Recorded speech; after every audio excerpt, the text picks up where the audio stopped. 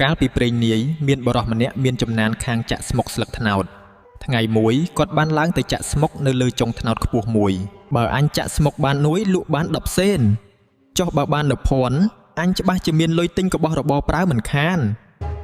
ដោយសារតែត្រេកអរខ្លាំងពេករហូតដល់របូតជើងធ្លាក់ពីលើចុងត្នោតតែសំណាងល្អដៃប្រវាចាប់ស្លឹកត្នោតជាប់តោកជួយផងជួយខ្ញុំផងខ្ញុំរបូតដៃឥឡូវហើយពេលនោះមានបរិសត្រមាក់ដំរីម្នាក់ជិះដំរីដឿងមកចិត្តដើមត្នោតនោះលោកគ្រូត្រមាក់អើយជួយដាក់ខ្ញុំចុះផងខ្ញុំសុខចិត្តបម្រើលោកអស់មួយជីវិតក្មួយឯងចុះមកចុះចាប់បាត់ដំរីខ្ញុំដើរទៅបាត់ហើយជួយផងមើលនោះចុះមានមនុស្ស2នាក់កំពុងនៅលើចុងត្នោតតោះយើងជួយពួកគេទៅបរិសទំពេកទាំង4ចង់បានមនុស្សជួយការងារក៏យកសម្ពុតធំមួយមកចងកខ្វែងទល់មុខគ្នាជា4ជ្រុងដើម្បីត្រង់អ្នកទាំងពីរលុះអ្នកទាំងពីរទម្លាក់ខ្លួនមកចំពាក់កណ្ដាលសម្ពុតកម្លាំងទាញធ្ងន់ពេកធ្វើឲ្យបរិសទំពេកទាំង4ជល់ក្បាលគ្នាយ៉ាងខ្លាំងវិលមុខដួលសន្លប់ស្ទុកស្ដឹងដោយសារតែភ័យខ្លាចរឿងរ៉ាវវែងឆ្ងាយបរិសទាំងពីរនាក់បានរត់ទៅរកយាយចាស់ម្នាក់នៅក្នុងភូមិឲ្យជួយរកឧបាយកលដោះស្រាយយាយចាស់ជាមនុស្សឆ្លាតវៃគាត់បានប្រាប់ឲ្យបរិសទាំងពីរនាំគ្នាលេងល្បែងបន្លំភ្នែកអ្នកស្រុកដើម្បីកុំឲ្យមានការយល់ច្រឡំចូលទៅនាំបរិសទំពេកដែលកំពុងវិលមុខទាំងនោះមកទីនេះយាយនឹងរៀបចំល្បែងមួយដ៏ជក់ចិត្តយល់ព្រម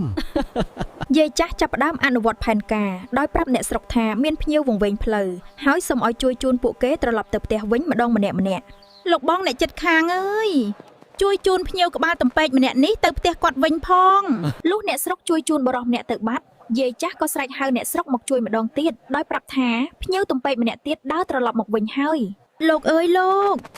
ភ្ញៀវក្បាលទំពេកម្នាក់នោះរត់ត្រឡប់មកផ្ទះខ្ញុំវិញទៀតហើយជួយជូនគាត់ទៅម្ដងទៀតផង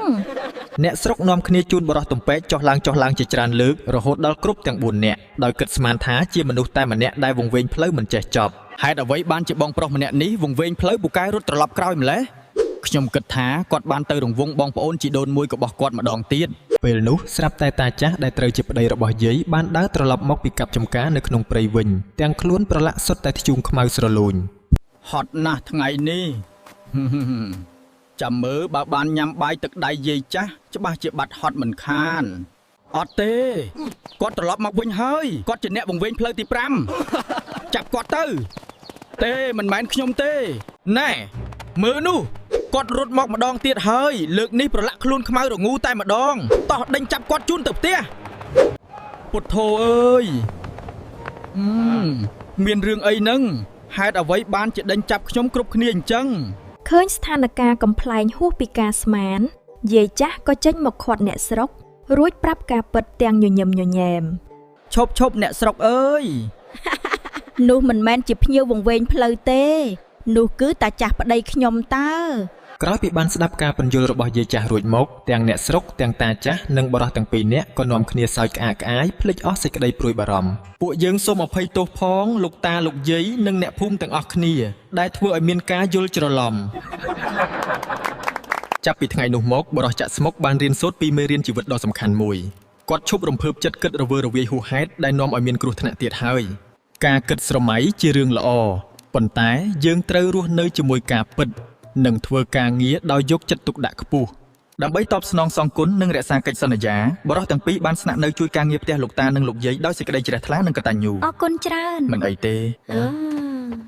ការបានជួយមនុស្សដែលមានចិត្តធម៌ដូចជាលោកតាលោកយាយគឺជាក្តីសុខដ៏ពិតប្រាកដរបស់ពួកយើងរឿងរ៉ាវដ៏កំប្លែងអមដោយមេរៀនអប់រំនេះបាននាំមកនូវសេចក្តីសុខនិងស្នាមញញឹមដល់មនុស្សគ្រប់គ្នានៅក្នុងភូមិឋានដ៏សុខសាន្តនៃយើង